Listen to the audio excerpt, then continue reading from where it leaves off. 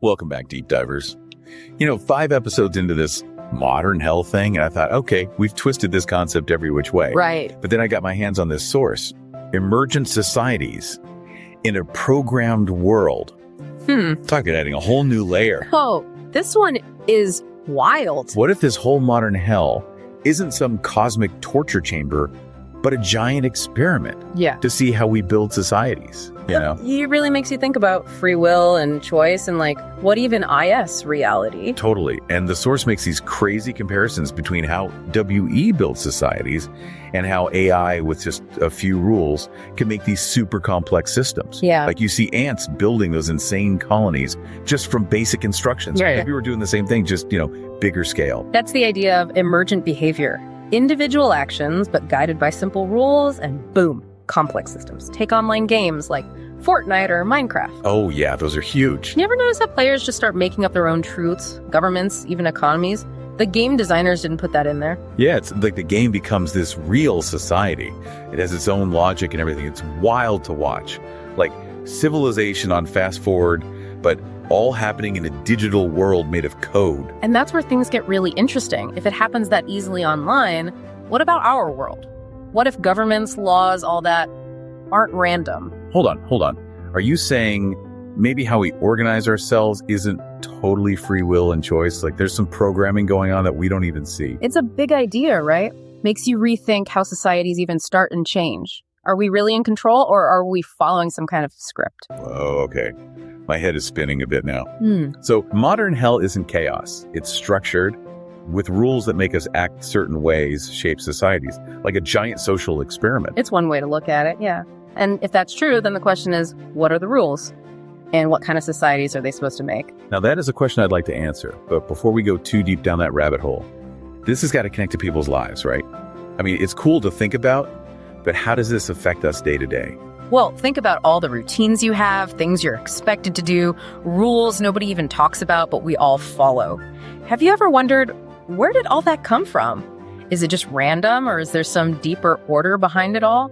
It's easy to feel like we're just on autopilot sometimes, right? Just going through the motions. Yeah. But what if all those little things, like our routines and stuff, are actually part of something much bigger? Like, what if they're the pieces that make up those emergent societies we were talking about? Oh, I see what you're saying. So even if there's some kind of program guiding us, we're not just puppets, are we? We still make choices, right? Those choices matter. Exactly. That's what's so trippy about this programmed world idea. It doesn't mean our choices don't matter, but it does suggest they happen within a set of rules, like a framework that shapes what's possible. So it's less about fighting the system and more about figuring out how to play the game. Like we could still be creative and try to make things better, even if there are rules we have to work with. That's a great way to put it. And that brings us back to thinking about modern hell as a sandbox, like a test ground to see how well we can build societies. Oh, I like that. It's like a video game, right? Yeah. You've got your tools, your resources, and you got to create something awesome. Exactly. Instead of getting hung up on limitations or like punishments, we could see those as opportunities, like chances to experiment, learn, figure out how to build better societies. It's all about perspective, isn't it?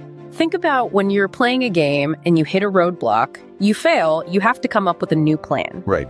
That's usually when you end up making the biggest breakthroughs, coming up with the most creative solutions. It's like they say necessity is the mother of invention or something like that. Yeah. Maybe the challenges of modern hell, no matter how they got there, are actually what push us to be more creative, More resilient. better at working together to build cool societies. Right. And that's where this source, Emergent Societies, gets really interesting. It talks about the metaverse, those digital worlds where people are already forming these complicated communities, economies, even political systems. Whoa, it's like we're getting a glimpse into the future. Right. These virtual worlds, they're like little test labs for how societies could work. Exactly. And what's crazy is a lot of the problems we deal with in the real world, like inequality or conflict, are also showing up in those digital spaces. It's like we're running simulations, testing different ways to govern ourselves, manage resources, all that.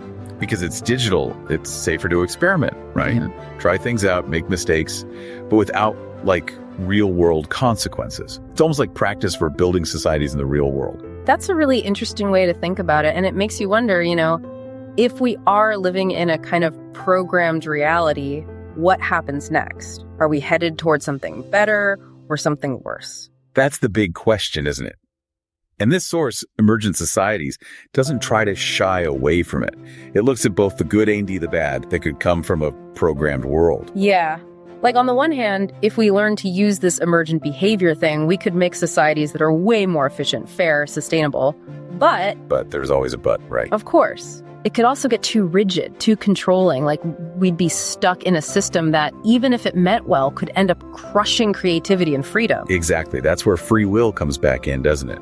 Even if there are rules, we still have to make choices and use those choices to try to make things better. It's not about giving up or just accepting things as they are. It's about taking on the challenge, understanding the rules, and then playing the game in a way that's skillful, compassionate, trying to create the world we want, even if it's just one little step at a time. It's kind of funny, right?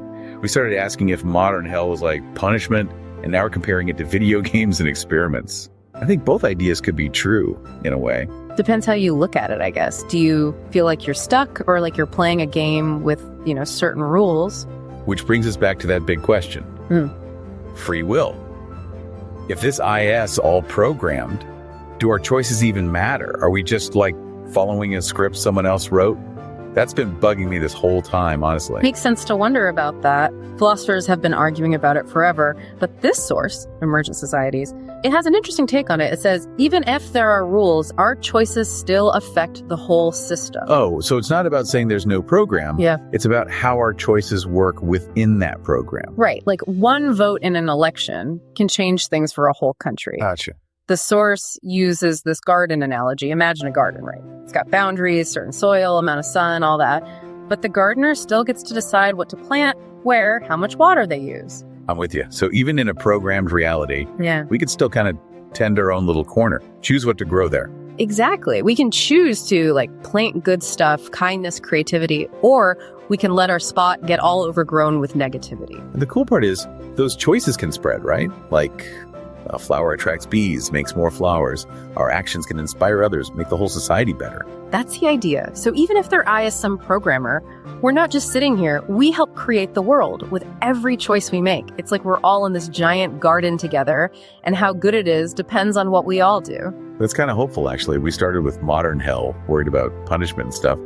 But maybe it's more like we've got this power to shape things, even if there are limits. And that's a key idea from Emergent Societies, I think. It's not about escaping the system. It's about playing the game well, being kind, making things as good as we can, even if it's just our little part of it. Wow, what a deep dive this has been.